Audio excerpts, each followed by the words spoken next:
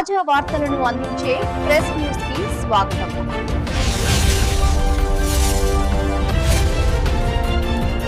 గ్రామీణ ప్రాంతాల్లో గొర్రెల దొంగతనాలకు పాల్పడుతున్న 4 నిందితులతో పాటు వీరికి సహకరించిన మరో నిందితుడిని గీసుకొండ పోలీసులు అరెస్ట్ చేశారు.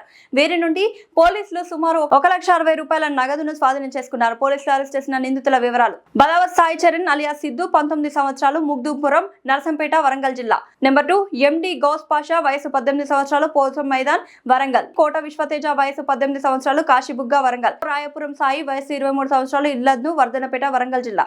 అంగడి వెంకన్న, వయసు 45, ఇల్లందు, వర్ధనపేట, వరంగల్ జిల్లాకు చెందిన వారుగా పోలీసులు గుర్తించారు. అరెస్ట్ సంబంధించి మామునూరు ఏసీపీ వెంకటేష్ వివరాలను వెల్లడిస్తూ, పోలీసులు అరెస్ట్ చేసిన నిందితుల మధ్య గతంలో పరిచయం ఉండడంతో వీరికి వచ్చే ఆదాయం వీరు చేసే జల్సాలకు సరిపోకపోవడం వల్ల నిందితులందరూ కలిసి గతంలో వరంగల్ కమిషనరేట్ పరిధిలో తాళం వేసి ఉన్న ఇండ్లలో చోరీలకు పాల్పడడంతో పాటు ద్విచక్ర వాహనాల చోరీలకు పాల్పడడంతో పోలీసులు అరెస్ట్ చేసిన పలుమార్లు జైలుకు తరలించడం జరిగింది.